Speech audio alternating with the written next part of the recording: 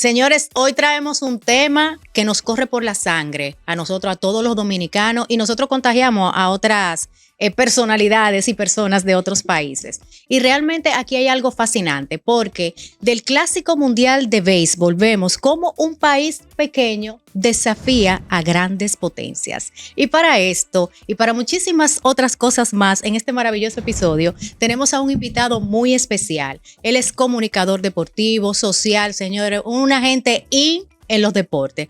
Es José Luis Mendoza, que nos acompaña en este episodio. Bienvenido, José Luis. Chicas queridas, estamos incluso vestidas de nuestros colores patrios. Mi amor, Señores, azul, rojo y blanco. Sí, en los podcasts no se aplaude, ¿verdad? Pero escuchando ese nombre con el tema de hoy, yo creo que es propicio aplaudirlo, ¿verdad? Porque es un tema que nos corre, como dice Jay, por las venas, por ser dominicano, y que vamos a tratar un tema que definitivamente es marca país. Bienvenido, José Luis. Muchas gracias, Karina, gracias. Que hay que decir que yo me atrevo a decir que José Luis Mendoza es marca país en tema de deporte. O sea, yo creo que sí, porque son pocas las voces deportivas, o sea, que tú puedas reconocer así que tienen una trayectoria larga, Mendoza. O sea, no hay un amplio espectro, muchos emergentes que están subiendo ahora, pero le toca recorrer lo que a ti a otros ya han recorrido. Dame ese corte para llevárselo al jefe, para renegociar mis condiciones laborales. Mi hermano, eso Gracias, es suyo, eso es suyo. José Luis, empezamos aquí. Y es haciéndote la siguiente pregunta: ¿en qué momento nosotros, República Dominicana, dejó de ser un país amante al béisbol y se ha convertido en una potencia mundial del talento beisbolero? Podrían citarse muchos momentos, muchos puntos de partida. A mí me gusta más la idea de ir a los turning points, los puntos que cambiaron la historia. Nosotros producíamos beisbolistas desde los años 10, 20. Ya estábamos produciendo beisbolistas que jugaban tanto a nivel amateur como profesional en algunas ligas del Caribe, que iban a Venezuela, que iban a Puerto Rico, que iban a Cuba incluso. Uno de esos jugadores de la prehistoria, por ejemplo, Tetelo Vargas, Pedro San. Sí. Es una época, hablamos de los años 20, 30, todavía es un béisbol de subsistencia, de los jugadores que se destacaban, podían ir a otros lugares, pero del Caribe. Y la excepción a la regla la marca precisamente Tetelo Vargas. Esteban Vargas Marcano era su nombre real, que es el primer pelotero dominicano que puede realmente vivir del béisbol profesional fuera del país. Juega en las ligas negras de Estados Unidos. Las ligas negras, como su nombre indica, era el béisbol segregado de los blancos, antes de que llegaran las leyes de los derechos civiles de Estados Unidos. Jugaba en Puerto Rico, donde era un estelar. Ahí jugaban otros dominicanos, José Santiler, que era conocido como Pepe Lucas.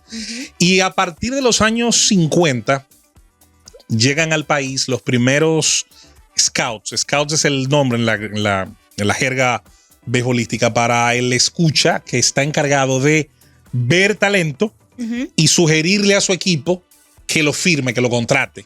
Aquí llega un señor llamado Horacio Martínez, era scout de los Gigantes de San Francisco. Llega Howie Hack, un scout de los Piratas de Pittsburgh en los años 50, interesados en ver el talento dominicano, y comienza un proceso donde se empiezan a dar las primeras firmas. La primera, sí que yo pudiera recordar, se da en San Pedro con un pelotero llamado Chico Compton, que firma por uno de los equipos de Grandes Ligas. Ya se había roto la barrera racial en 1947 con Jackie Robinson. Ya, por lo tanto, se podían firmar jugadores de piel oscura para equipos de Grandes Ligas.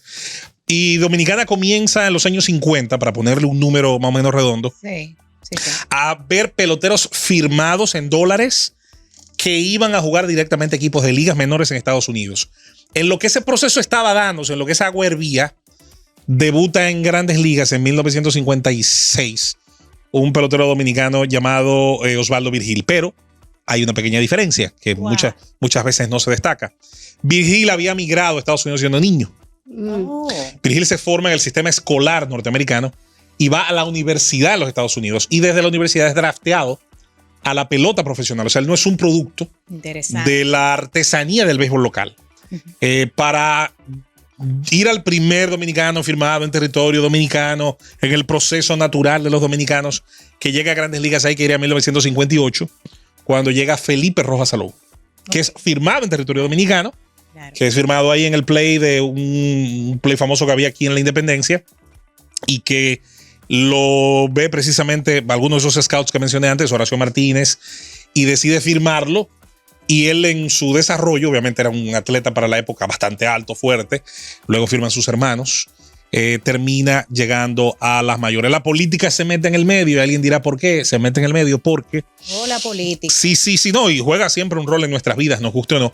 En el año 1959, 1 de enero, triunfa la Revolución Cubana. 1 de enero de ese año entran las columnas revolucionarias a La Habana. Y Cuba era el principal abastecedor de talento foráneo de las grandes ligas. Había ya para la época más de 150 peloteros cubanos en grandes ligas. Increíble. Había unos poquitos panameños, puertorriqueños había unos cuantos, habían algunas nacionalidades, pero dominicanos nada más teníamos 2 en ese momento, solo 2. Al Cuba salir del juego ya como formador de talento, porque la revolución pasa a prohibir la pelota profesional, rompe relaciones con los Estados Unidos y el béisbol pasa a ser amateur, que eso luego podemos discutirlo, porque es un amateurismo entre comillas. El atleta en Cuba siempre, y en la órbita socialista siempre fue un ciudadano de élite, tenía las libertades que no tenían otros ciudadanos.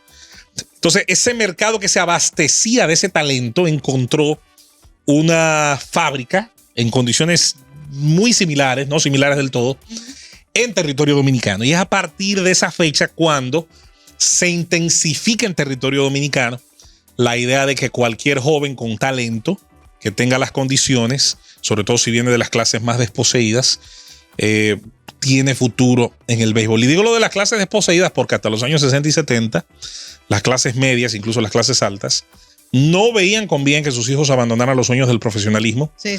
Le pasó a los hermanos Hurtado Brugal, que en esta época hubieran sido peloteros de grandes ligas, estudiaban en la UAS y sus padres obviamente no, hoy son doctores de éxito, profesionales de éxito, Piña Ortiz.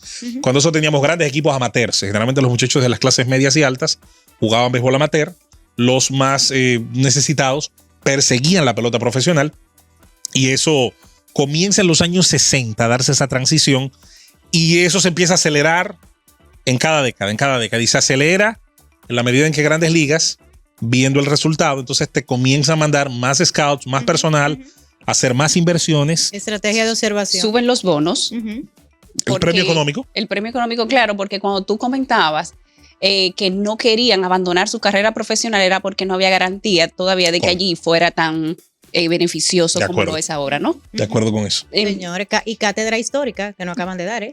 Así es. De pe a pa. Bueno, y es tanto lo que ha avanzado el béisbol en nuestro país que somos el único país, seguido obviamente a Estados Unidos, que cuenta con las 30 franquicias aquí en República Dominicana de grandes ligas para formar a los jóvenes que van para que yo siempre digo, Karina, ese dato que tú das es interesantísimo, porque MLB comienza a trasladar para acá la estructura para comenzar la preformación. Es decir, te manda la academia oficial con el nombre del equipo, con el know-how del equipo, con profesionales contratados por el equipo, para que en diferentes áreas el pelotero comience desde aquí a formarse. ¿Cómo comienza eso? La génesis de eso es un proyecto de un señor que se llamaba Enrique Acevedo, Quique Acevedo, ingeniero.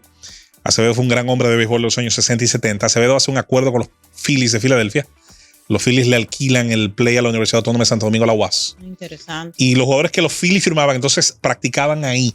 Es la primera, digamos, preacademia. Es como un embrión. Ahora, la primera academia oficial, ya construida con dinero del propio equipo y con el nombre del equipo y los colores del equipo, se da en 1988, cuando los Dodgers adquieren un terreno enorme ahí en Guerra, en las afueras, en Santo Domingo Norte. Es decir, que a partir de ahí que se quedan siempre en las afueras. Sí, busca, obviamente, la idea es encontrar, la idea de los norteamericanos de los suburbios es muy interesante porque la idea de irse a las afueras donde es más tranquilo, donde el muchacho se puede concentrar, ellos la han mantenido y de alguna manera esa idea ha subsistido en el tiempo. Las 30 organizaciones, si tú te vas en el mapa, están lejos de grandes demarcaciones demográficas, aunque ya Boca Chica ha crecido tanto que pudiera uno cuestionarse qué tan lejos está, ¿no? Sí, no se siente tanto esa tranquilidad que ellos buscaban, pero sí para la zona, por ejemplo, cuando Guerra. uno va a San Luis, Guerra, Las Américas, Boca Chica, esa es la zona San Diego está en Palenque, que es una de las rarezas, está del lado del otro lado. Me parece que Oakland también está del otro lado, pero la mayoría sí estarían en la vertiente norte-este del Gran Santo Domingo. De la herradura que sería el Gran Santo Domingo, en la vertiente norte-este, se ubicaron por razones de costos, de servicios. Y ya yo creo que también por un tema de espacio. Sin duda, ¿no? Y el propio costo del suelo.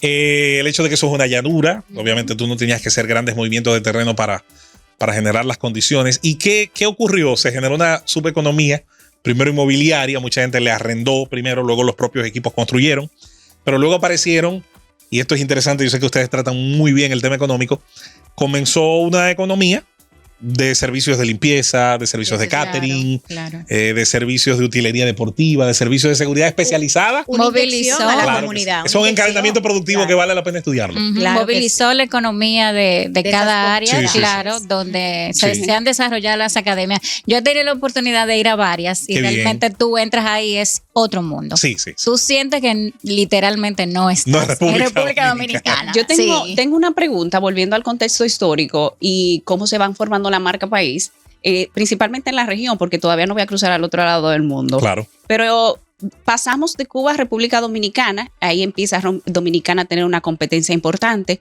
pero ¿qué estaba pasando alrededor de lo que hoy Ujú. también son marca en el tema del béisbol, Sí. que es Venezuela, por ejemplo? O sea, ¿qué estaba pasando alrededor de ellos? Que aquí se estaba dando un movimiento tan importante, pero de allí también emergían otros jugadores de talla. Sí, de mucha calidad. Mira, interesante tu pregunta porque todo el mundo tiene unas características propias, ya sea por la composición social, económica o a veces el béisbol, en el caso de la República Dominicana, no tuvo mucho con qué luchar porque el béisbol, antes de que se diera este fenómeno, ya era el deporte más popular. Posiblemente tendríamos que irnos a los años 10, 20 del inicio del siglo, pensar en la atrás. hípica o en el boxeo para ver la última vez que el béisbol estuvo a la par de otro deporte. Uf.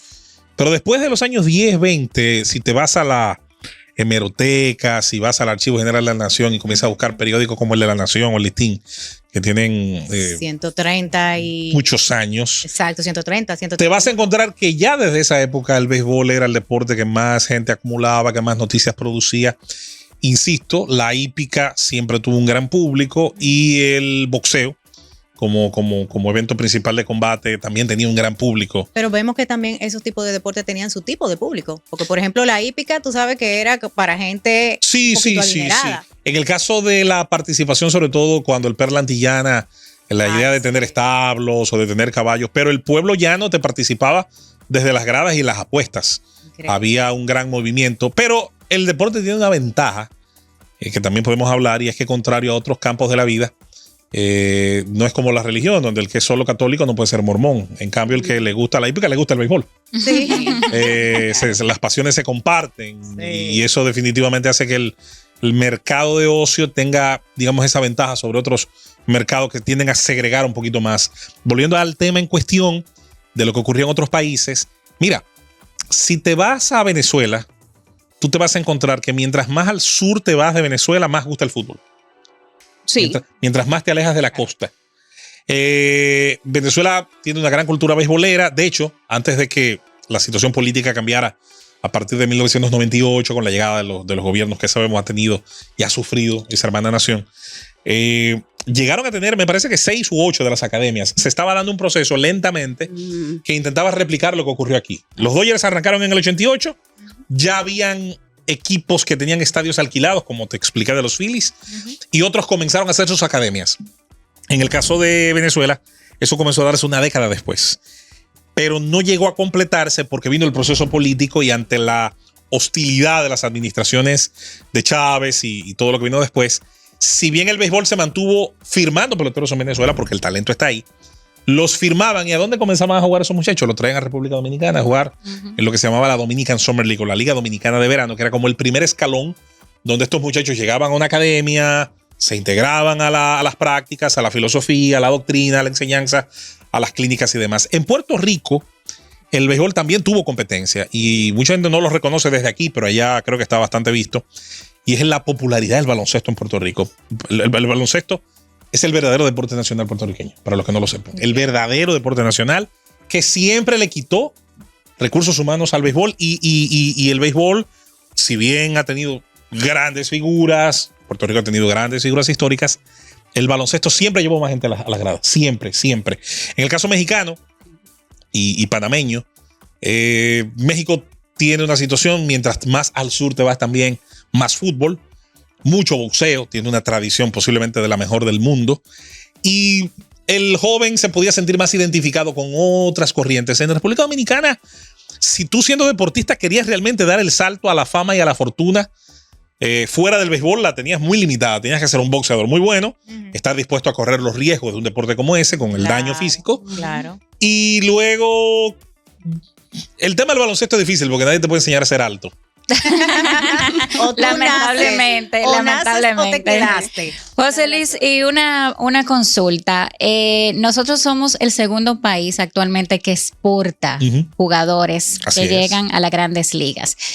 ¿Qué competencias busca la MLB para contratar más a los dominicanos frente a otros países que a nivel de desarrollo están más avanzados que nosotros? Qué interesante. Aquí se firma proyección física, atlética. Y aquí yo hablo de proyección. Tú estás firmando un futuro. Tú estás diciendo, buen brazo, corre los 60 pies en tal tiempo, le conecta la pelota con tal fortaleza. Yo veo a ese muchacho y puedo establecer en un formato obviamente de scouting, de visión, de proyección, que él en 6 años, 5 años, 4 años, 3 años algunos, puede ser X cosa en el béisbol de Grandes Ligas.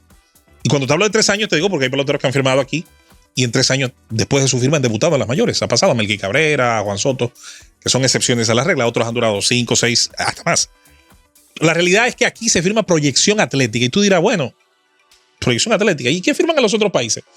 En los otros países, dadas sus condiciones tan particulares, se firma rendimiento. Es decir, un pelotero cubano que deserta de Cuba ya te ha jugado 5, 6 años, 4 años en la Serie Nacional Cubana. Y tú tienes un rendimiento que tú puedes ir y decir, oh, ya sea el Puig. Te has jugado con las Tunas o con tal equipo y te ha producido 20 jonrones, tanto. Ajá. Ese rendimiento tú puedes extrapolarlo, medirlo, compararlo y estás firmando rendimiento. Por eso el pelotero cubano que deserta a veces genera unos valores económicos tan altos como mucha gente no se puede imaginar. En Japón, cuando firmas un profesional, lo liberas de su equipo profesional que lo firmó y lo desarrolló y tienes que pagar un dineral porque ya estás firmando un pelotero ya desarrollado, un producto terminado. Aquí tú estás firmando materia prima. Aquí tú estás firmando una roca que luego hay que pulir, tallar, estucar, darle la terminación. Y por eso hay que decir lo bueno y lo malo. Las firmas son el ejercicio dentro del béisbol de más riesgo y más fracaso. Si un scout de 100 peloteros que firmó le llegan 10 o 15, es un éxito. Mucho. Le fallaron 85. Son muchos. Pero los 15 que llegaron al máximo nivel representan para él un logro. ¿Qué representa en porcentaje eso, José Luis? Imagínate tú un 15%, un 20%, un 10%. Hay scouts que tienen la vida entera firmando pelotero, que el porcentaje anda entre un 8 y un 10 y menos todavía. Y tú dirás, pero ¿su trabajo es bueno? Sí, es bueno. Porque su trabajo se parece más a la minería. Y los que conocen, por ejemplo, el tema de la minería saben, por ejemplo, la ley del oro. Por cada gramo de oro que tú sacas, que es ya el producto terminado que tú quieres en el mercado, tú tienes que mover como 20 toneladas de material. Yo no sé si esa es la correlación, pero sirve para el ejemplo. Mientras más temprano tú firmas en el rango de edad, obviamente las distorsiones en el camino pueden ser mayores. Sí.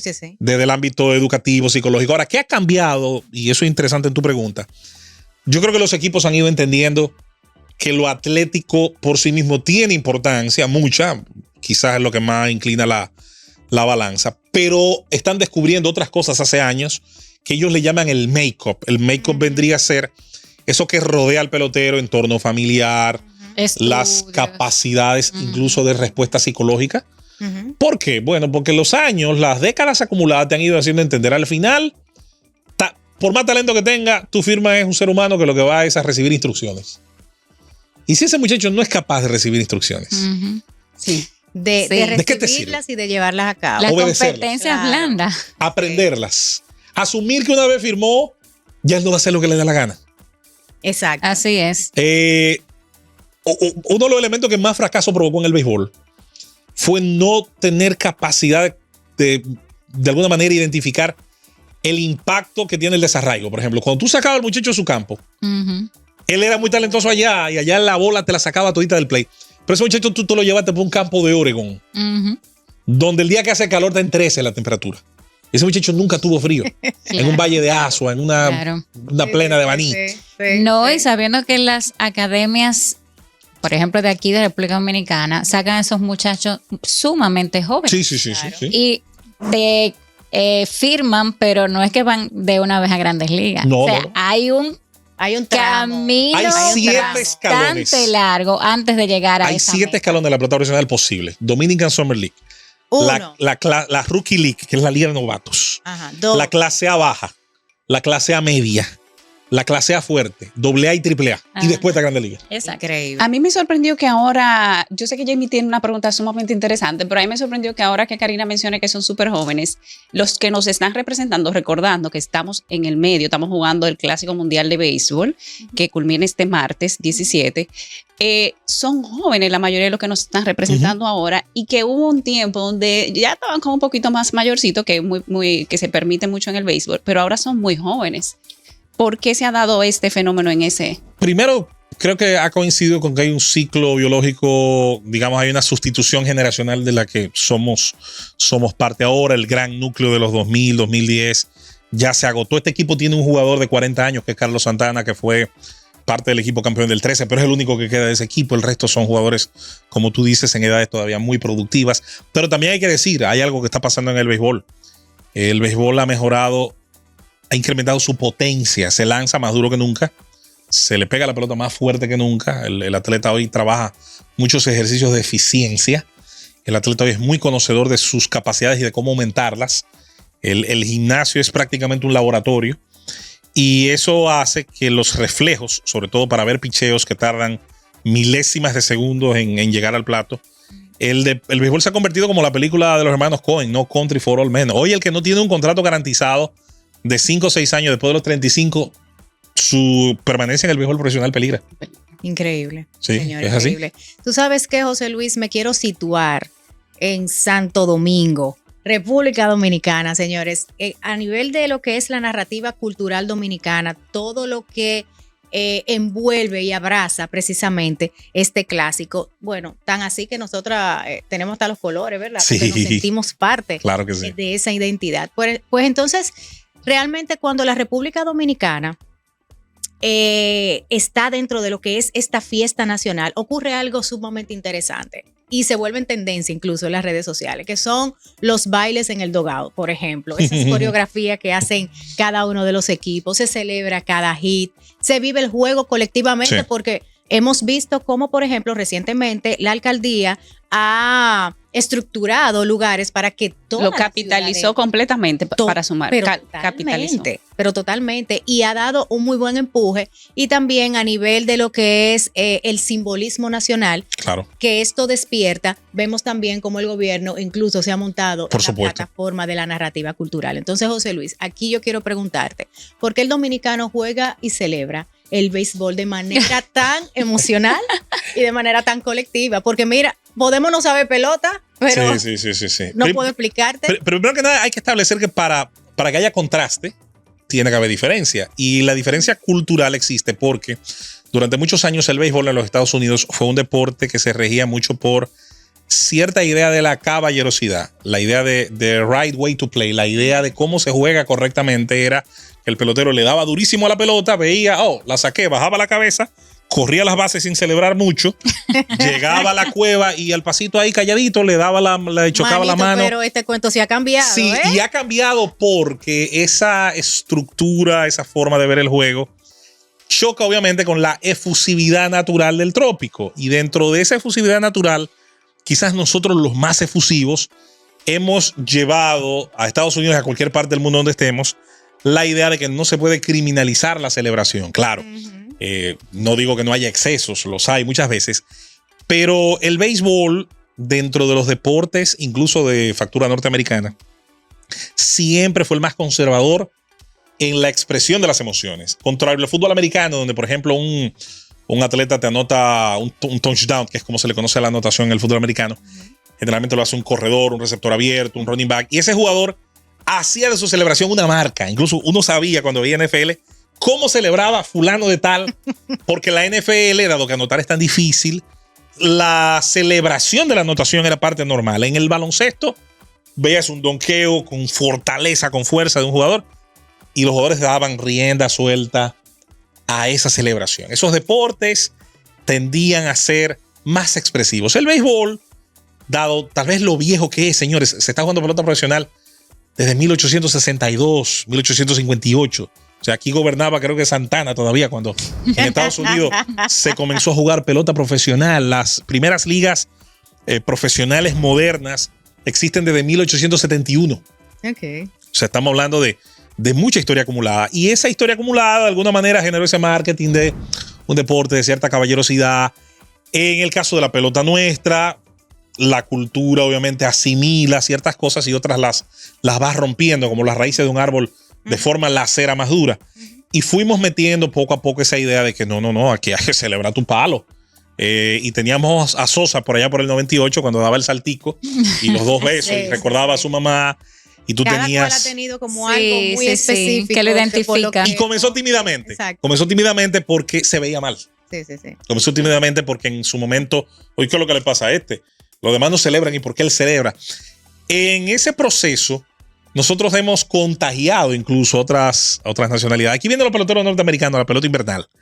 Y se van de aquí y se llevan de aquí la costumbre de que cuando dan un hit y llegan a la base, saludan al clubhouse, le hacen una seña. Ajá. Eso no se hacía hace 10, 15 años. Eso estaba mal visto. Tú asesor Sammy Sosa para eso, porque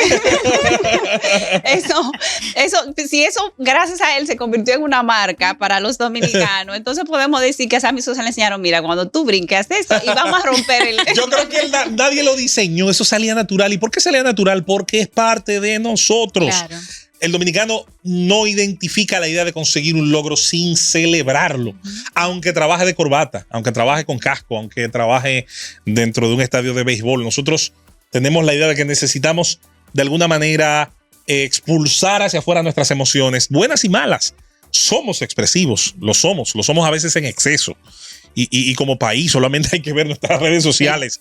Ver lo extremadamente emocionales que somos. Sí, lo somos. Y si nos comparamos, por ejemplo, bueno, hay dependiendo la parte cultural, si nos vamos a Asia, evidentemente son mucho más sobrios. Para ellos el humor no lo ven tanto, no es igual, no tiene la misma connotación que la tenemos nosotros aquí en República Dominicana. Y tampoco no estamos hablando de una región tan cálida como la nuestra. Yo creo que las culturas compensan.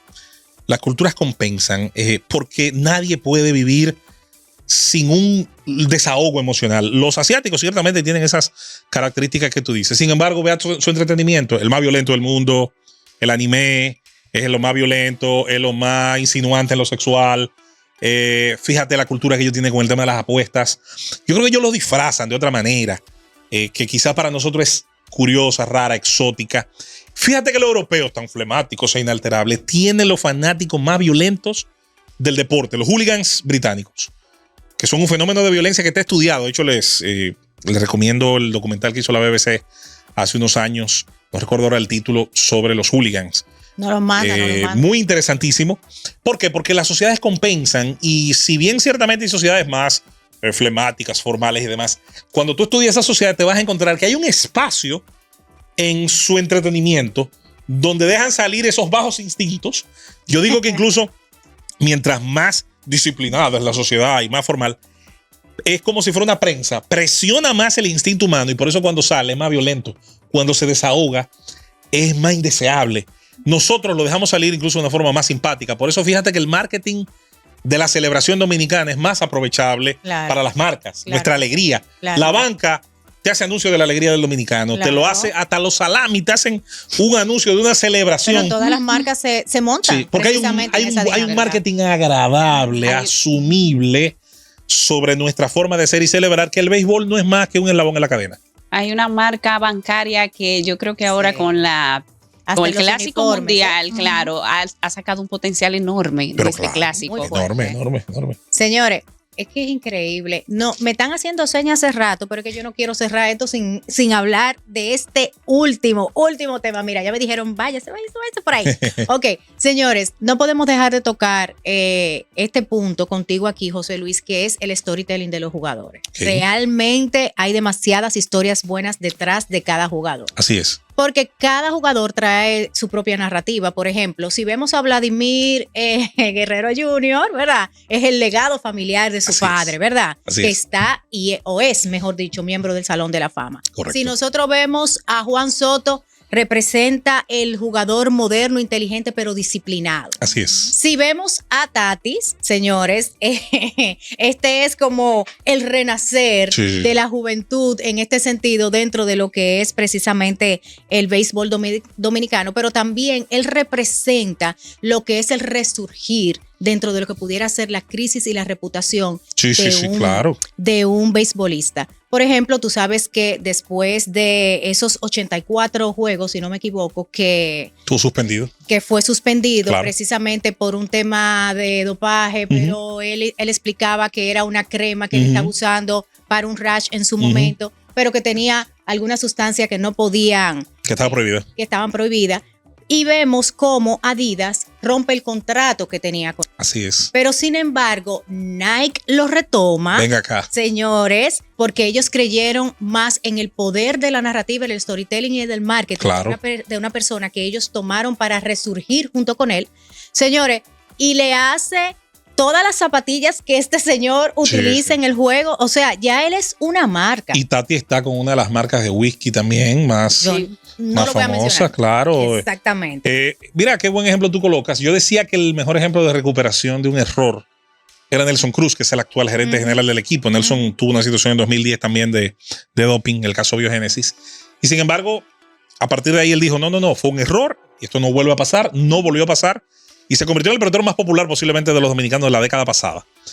Tatis de alguna manera está logrando lo mismo porque está demostrando que las historias no tienen que ser perfectas. Así es. Que la idea de la heroicidad griega, del héroe que no comete errores, no es aplicable en el siglo XXI. No existe. A menos que tú te mueras joven. No, ¿tú sabes? Dios no lo quiera. Exacto, pero tú sabes lo que esto nos dice, que la redención conecta más con el público. No, y es posible. Si tú, obviamente, tras el error, te sientas con los especialistas, con la gente que te puede asesorar correctamente, la reputación se puede recuperar. Claro. El manejo reputacional, el manejo de crisis existe, son especialidades del mundo de la comunicación y las marcas, y hoy las personas son marcas, mejor dicho que nunca, en el caso de los atletas, los artistas y demás celebridades, se trabaja de manera correcta y adecuada. Y Tatis Jr. es un ejemplo interesante de una reingeniería aceptable por demás. Cada quien tiene su historia, tú mencionaste eso y se me quedó flotando en la mente. Yo fui parte una vez, hace unos años, de un diálogo que tuvieron los peloteros en 2013, donde el gerente de entonces, Moisés Alou, los sentó a todos en los juegos de preparación y hizo que todo el mundo ahí dijera, ¿por qué usted está aquí? Cada quien tenía que decir por qué estaba ahí. Y cada quien basando en su historia, en los sacrificios que pasó, en su inspiración, en la gente a la que entendía debía honrar, a veces su papá, a veces su mamá, a veces su pueblo, a veces un amigo que falleció, a veces la persona que le firmó, la persona que confió en ellos. Cada quien tenía un nivel de inspiración. Y el béisbol es interesante por eso, porque cada quien juega por algo. Cada quien tiene un estándar, incluso una expectativa propia que satisfacer. Y yo creo que ahí todavía tenemos mucho que sacar. Hay demasiado por lo que todavía yo creo el cine, la literatura, tiene todavía muchísimo trabajo que hacer contando esas historias. Así es, así es. José Luis, este es el episodio para mí el más corto, porque es que hay tantas ¿Ya se acabó? cosas. Sí, es que el tiempo se va demasiado rápido. Y tenemos tantas cosas que hablar contigo que te prometemos que te vamos a invitar otra vez, porque es que contigo ha fluido demasiado rápido. Tú sabes que una cosa antes de cerrar, que ojalá en algún momento vayamos madurando y madurando, que debemos hacer los dominicanos es, como en todo, hay una canción, ¿verdad? Hay una canción del fútbol, pero claro, eso estamos hablando de que la liga, una canción del Mundial del Fútbol. Sí, sí. La FIFA trabaja eso muy, muy bien. Pero muy bien. Aquí el Clásico Mundial del Fútbol no lo ha trabajado, pero los dominicanos podemos sacar uno y tampoco lo tenemos, porque nosotros le tenemos un canto a la bandera de Juan Luis Guerra, le tenemos un canto, deberíamos. El Clásico Mundial está en su sexta edición. Sí, yo creo que hay mucho que aprender. La FIFA trabaja muy bien ese aspecto. Cada Mundial de Fútbol tiene un soundtrack del cual se eligen una o dos canciones, a veces más. La del 2010 ha sido la más exitosa, obviamente, con el Waka Waka de Shakira y con la canción de Canaan que se llama Waving Flag. Son quizás los dos éxitos más grandes. En el 98 se eligió La Copa de la Vida de Ricky Martin, que fue la canción oficial de la Copa de Fútbol. Y pudiéramos quizás durar horas hablando de cómo cada disciplina se abastece, se nutre, se alimenta de la industria cultural, de otra faceta de la industria cultural. No acabaríamos hoy, pero estoy de acuerdo que pudiéramos mejorar un poquito esa parte, aunque te diré que en 2013 unos muchachos urbanos del Dembow, Seki Vicini, no recuerdo el otro, se montaron en esa ola y recuerdo que uno de sus temas se convirtió en una especie de himno del 2013. ¿Qué es lo que? ¿Con qué es lo que? Se convirtió en una especie de himno, incluso después lo tomó el béisbol invernal dominicano. En este clásico tenemos ya una canción. Ajá.